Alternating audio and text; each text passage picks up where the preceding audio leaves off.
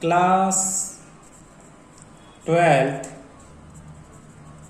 Maths chapter 10 exercise 10.2 question first क्या कह रहा है बेटा? कंप्यूट द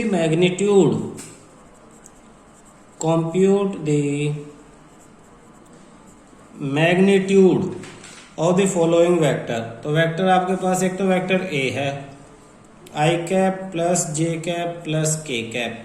मैंने बताया था कोई भी वेक्टर है उसे क्या स्टैंडर्ड वेक्टर से कंपेयर करो। स्टैंडर्ड वेक्टर क्या है? ए आई कैप प्लस या A1 लगा लो या ए लगा लो, ए आई कैप लगा लो, बी जे कैप प्लस सी के कैप।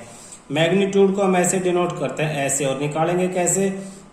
आई का जो constant A square plus B square plus C square, ये फॉर्मूला है।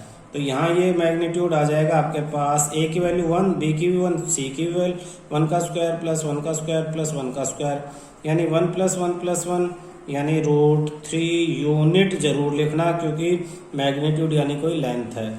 ऐसे ही आपके पास इसने बी बोला है, एक वेक्टर बी है आपके पास 2i cap minus 7j cap minus 3k cap. सीधा सीधा बी का मैग्नीट्यूड निकालते हैं, √2 का square plus minus 7 square plus minus 3। Show करने के लिए तो माइनस लगाएंगे, लेकिन स्क्वायर होगा तो अपने आप प्लस हो जाएगा। तो 2 का स्क्वायर 4, माइनस का स्क्वायर प्लस 7 का 49, माइनस का स्क्वायर 3 का स्क्वायर 9। तो 49 प्लस 4 53 प्लस 9 62 यूनिट आपका आंसर है। और सी पार्ट इसी का देखो, सी पार्ट में दिया है 1/√3 i cap plus 1/√3 j cap plus minus दे दिया यहाँ minus 1/√3 k cap.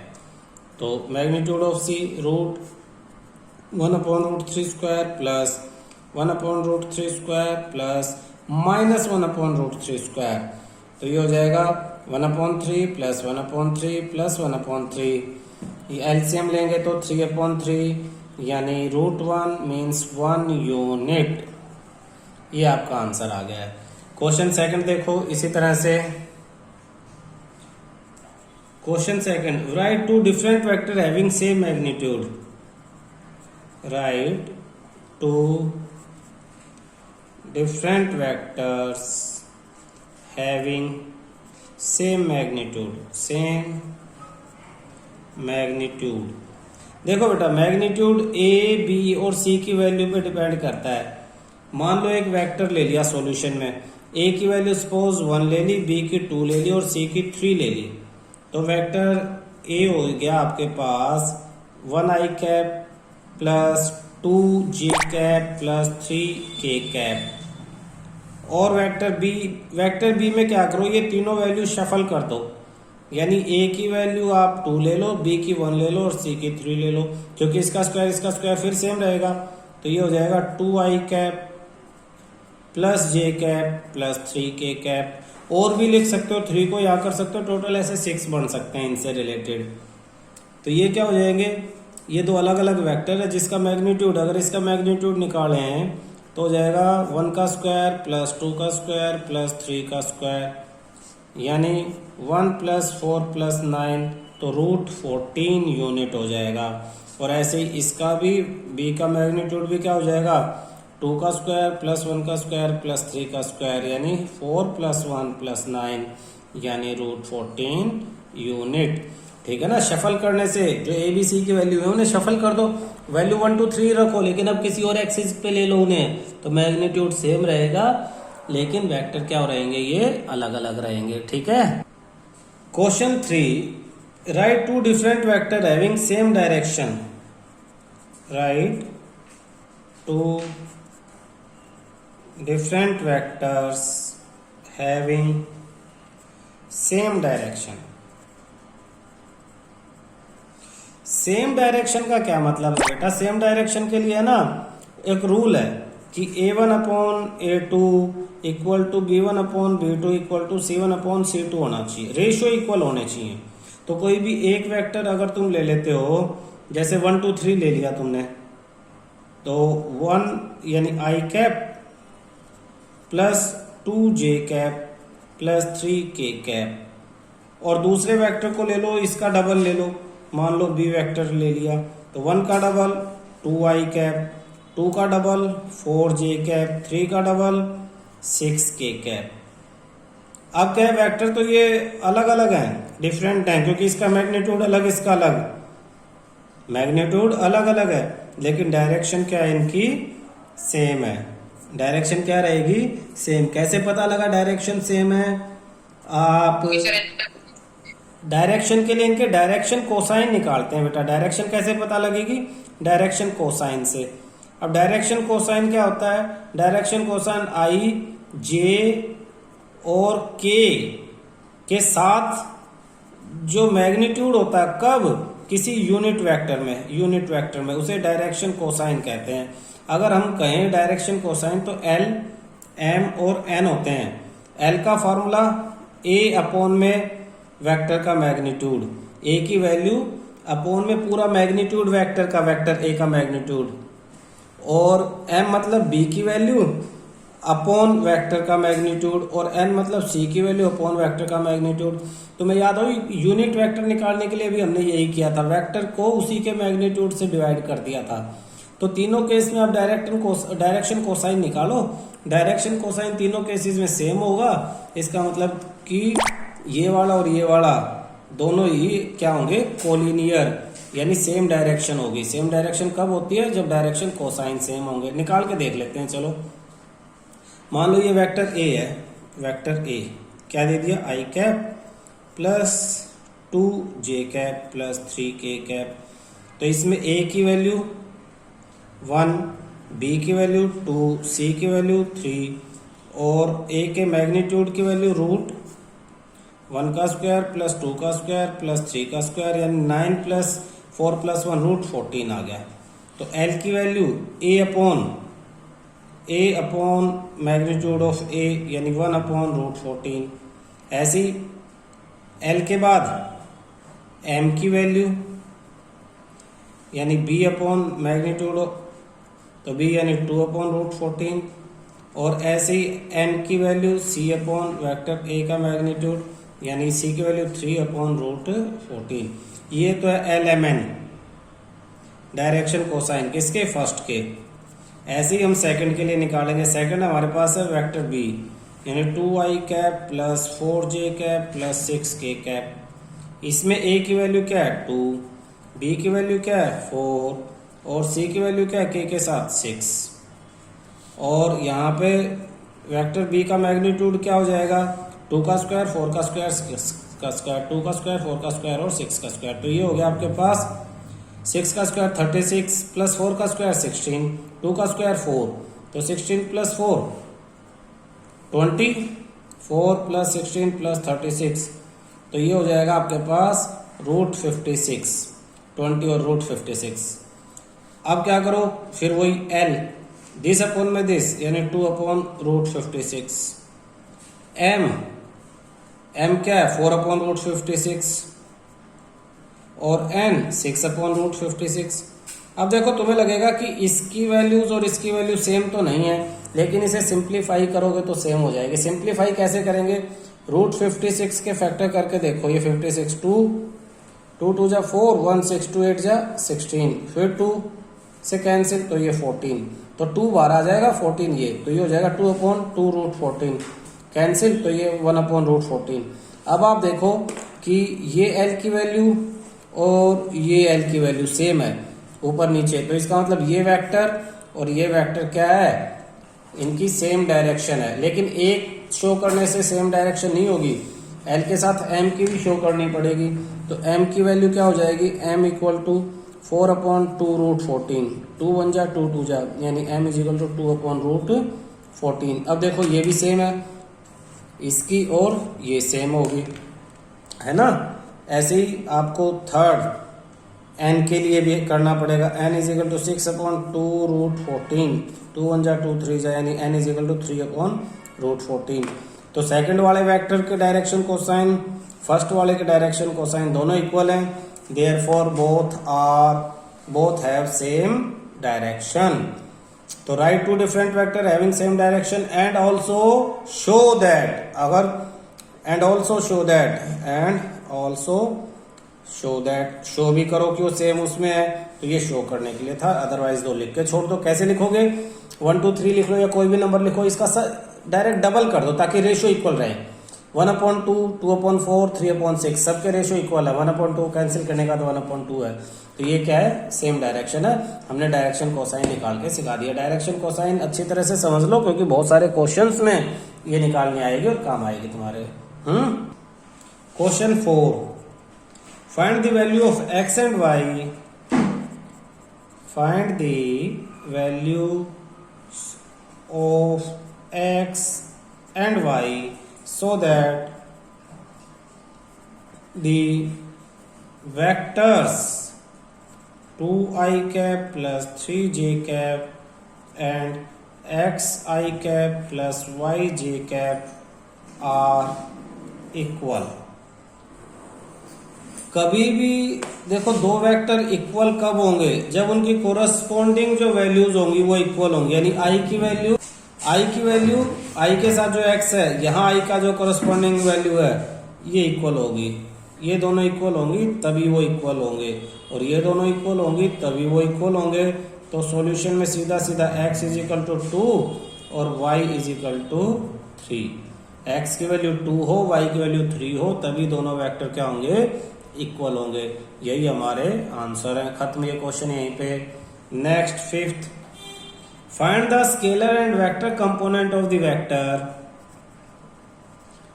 Find the scalar and vector component of the vector with initial point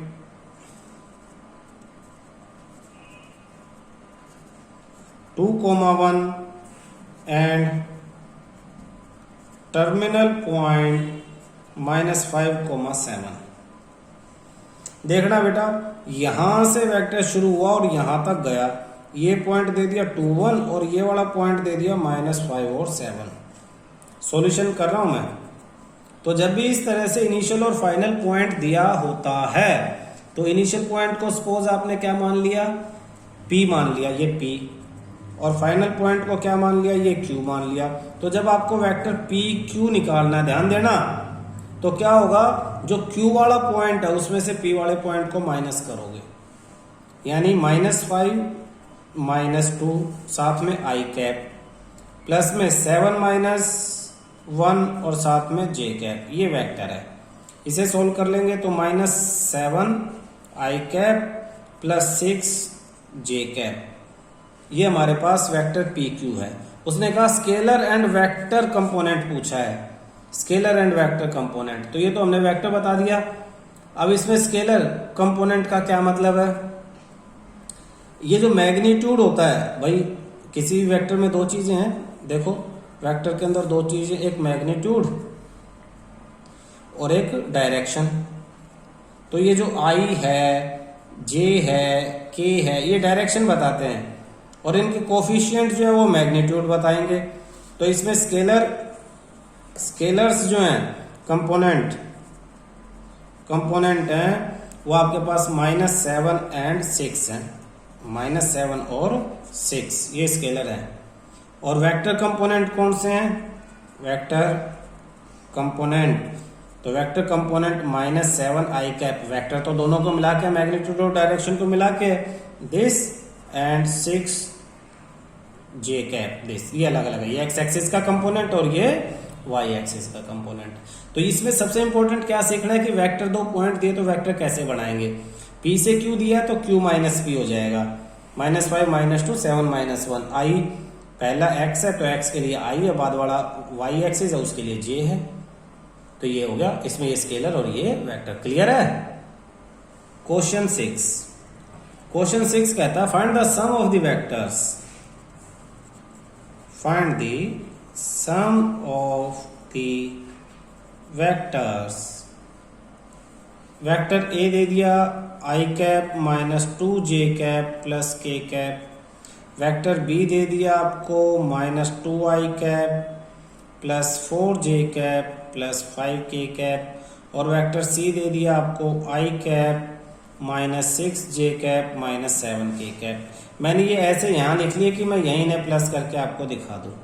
तो vector a plus vector b plus vector c का मतलब क्या है, आई के कंपोनेंट को आपस में कनेक्ट करो, आई कॉमन ले लो तो 1 -2 + 1 तो कैंसिल हो जाएंगे, 1 - 2 -1 -1 + 2 कैंसिल, तो 0 आई कैप हो गया ये। तो फिर -2 + 4 2 हो जाएगा, और फिर -6 यानी -4 हो जाएगा। आप देखो ना, सिंपल मैथमेटिक्स करना है। आई के लिए आपको क्या करना है, 1 - 2 + 1 आई कैप करना है, तो ये हो जाएगा 0 आई कैप। ऐसे ही जे के लिए क्या करना है, -2 + 4 - 6 j कैप, तो ये हो जाएगा -4 j कैप। तो मैं यहाँ लिख दूं -4 j कैप। उसके बाद k के लिए हो जाएगा 1 + 5 - 7 1 + 5 - 7 k कैप, तो ये हो जाएगा -1 k कैप। तो यहाँ पे मैं -1 k कैप लिख दूंगा। तो ये मैंने तीनों वेक्टर्स को क्या किया, प्लस। इसे सिंप्लीफाई करूंगा तो ये हो जाएगा, ये तो खत्म हो गया, -4 j कैप -k कैप, 1 लिखने की जरूरत नहीं है। तो ये हमारा आंसर है। क्लियर है कैसे हुआ प्लस। क्वेश्चन 7 करते हैं बेटा। क्वेश्चन 7 क्या कहता है, find the unit vector in the direction of the vector. Find the unit vector in the direction of the vector। Vector दे दिया आपको a I cap plus J cap plus 2 k cap. तो unit vector को कैसे show करते हैं solution में, A cap यानी वेक्टर ए का unit vector equal to vector a यानी ये पूरा अपॉन में मैग्नीट्यूड ऑफ वेक्टर ए, ये होता है यूनिट वेक्टर। किसी भी वेक्टर को उसी के मैग्नीट्यूड से डिवाइड कर दो। तो इसका मैग्नीट्यूड कैसे निकालेंगे भाई, मैग्नीट्यूड निकालने के लिए वही रूट वाला फॉर्मूला, आई के साथ क्या 1 तो 1 का स्क्वायर, प्लस जे के साथ क्या 1 फिर स्क्वायर, प्लस के साथ क्या 2 तो 2 का स्क्वायर, तो हो जाएगा 1 का स्क्वायर 1 + 1 + 4 5 और 6 √6। तो यूनिट वेक्टर इक्वल टू इसके अपॉन में क्या आ जाएगा √6, तो सबके अपॉन में √6 लिख लो, I cap upon √6 plus J cap upon √6 plus 2 k cap upon √6। ये आपका आंसर है। बिल्कुल आसान है। क्वेश्चन 8 कहता है find the unit vector in the direction. 2-3 चीजें मिक्स कर दी इसमें। Find the unit vector, mark करो यूनिट वेक्टर चाहिए, इन the direction of vector P Q की डायरेक्शन में, where P and Q are the points 1, 2, 3 and 4, 5, 6 respectively। तो ये P है, ये पॉइंट P और ये पॉइंट Q। हमें जब PQ चाहिए तो हमने अभी थोड़ी देर पहले PQ बनाना सीखा है। सॉल्यूशन PQ पॉइंट, Q में से P माइनस करो तो 4 - 1 आई कैप प्लस 5 - 2 जे कैप प्लस 6 - 3 k कैप। तो PQ जो वेक्टर है वो आ जाएगा 4 - 1 3 I cap, 5 - 2 3 J cap, 6 - 3 3 k cap. हमें क्या करना है, यूनिट वेक्टर निकालना अभी हमने सीखा है। पहले PQ का मैग्नीट्यूड निकाल लो। PQ का मैग्नीट्यूड कैसे निकलेगा, इसका स्क्वायर इसका स्क्वायर इसका स्क्वायर, 3 का स्क्वायर प्लस 3 का स्क्वायर प्लस 3 का स्क्वायर, तो ये हो जाएगा 9 + 9 + 9, तो ये हो जाएगा आपके पास 27। तो 27 को क्या लिखेंगे, 3√3 लिख लेंगे। तो ये क्या मैग्नीट्यूड। तो यूनिट वेक्टर को शो कैसे करेंगे, PQ यूनिट वेक्टर ऐसे। तो ये वेक्टर PQ अपॉन में PQ का मैग्नीट्यूड यानी 3 I cap plus 3 J cap plus 3 k cap upon में मैग्नीट्यूड 3√3। तो तो ऊपर से 3 कॉमन ले लो, नीचे वाला 3 कैंसिल हो जाएगा। 3 common i plus J plus के अपॉन 3√3, इससे ये कैंसिल। तो आंसर क्या हो गया ये, इसे खोल के अलग अलग लिख दो, यानी I cap upon √3 plus J cap upon √3 plus k cap upon √3, ये आपका आंसर है। क्लियर हुआ? Next question 9। क्वेश्चन 9 में 2 वेक्टर दे रखे हैं बेटा। एक वेक्टर ए दिया है 2i cap minus j cap plus 2k cap. एक वेक्टर बी दिया है minus i cap plus J cap और माइनस के कैप। वो पूछ रहा है vector a plus vector b का यूनिट वेक्टर निकालो। इसका यूनिट वेक्टर निकालना है, तो पहले तो ये वेक्टर निकालना पड़ेगा, फिर इसका यूनिट वेक्टर निकालना पड़ेगा। देखो, तो पहले तो मैं vector a plus vector b निकाल लूँ, तो इनको प्लस करूंगा तो 2 - 1 1, यानी सिर्फ आई कैप, प्लस माइनस कैंसिल, तो जे है ही नहीं। 2 - 1 1 कैप यानी के कैप, ये तो हो गया ए प्लस बी। अब मैं vector a plus vector b का मैग्नीट्यूड निकालूंगा, तो मैग्नीट्यूड इसका 1 का स्क्वायर प्लस 1 का स्क्वायर यानी √2, ये मैग्नीट्यूड आ गया। अब यूनिट वेक्टर के लिए मैं क्या करूंगा, मैं जो वेक्टर है, वेक्टर ये वाला वेक्टर, इसको डिवाइड कर दूंगा इसके मैग्नीट्यूड से, vector a plus vector b के मैग्नीट्यूड से। तो i cap plus k cap upon में √2, तो मैं लिख सकता हूँ 1/√2 आई कैप प्लस 1/√2 के कैप, ये मेरा आंसर है। देखो, इसमें कोई दिक्कत नहीं है, ए और बी दोनों को प्लस कर दो, प्लस करना हमें आता है। जो प्लस करके आ गया उसका मैग्नीट्यूड निकाल लो, आई और के कोफिशिएंट का स्क्वायर लगा के रूट में ये भी आता है। यूनिट वेक्टर का फॉर्मूला अच्छी तरह से याद हो गया, किसी वेक्टर को उसी के मैग्नीट्यूड से डिवाइड करने से यूनिट वेक्टर आ जाता है। ठीक है। 10th देखो बेटा, बड़ा इंपॉर्टेंट क्वेश्चन है। क्वेश्चन 10 कहता फाइंड ए वेक्टर इन दी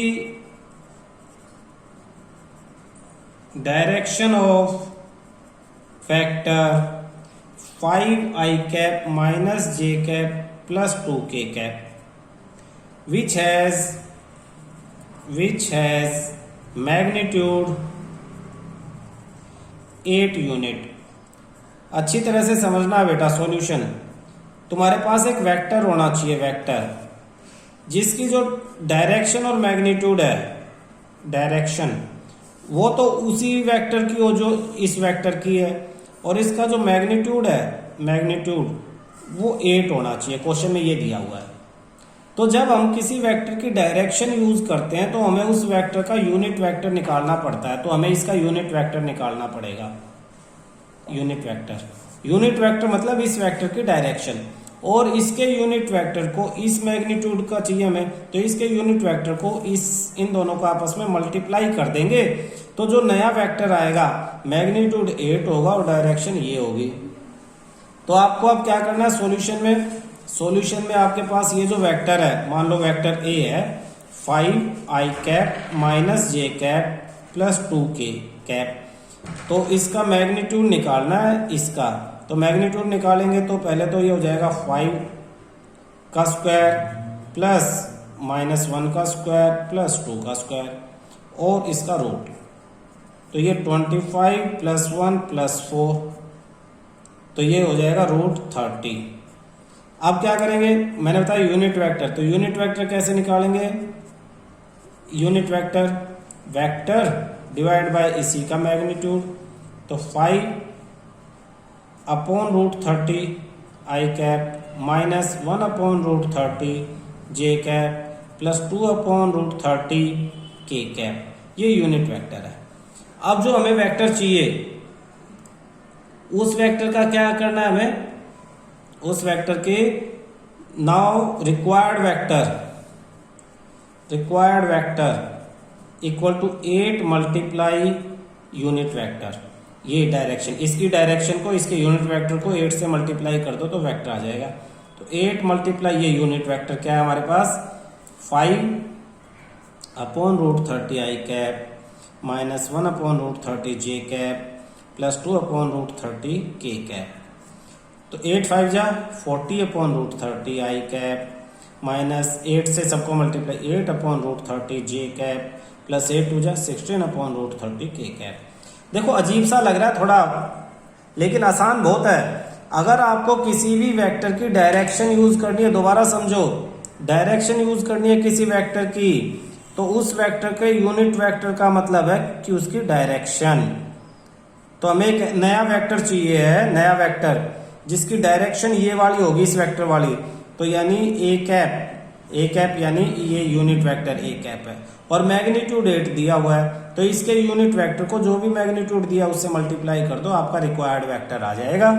आसान था।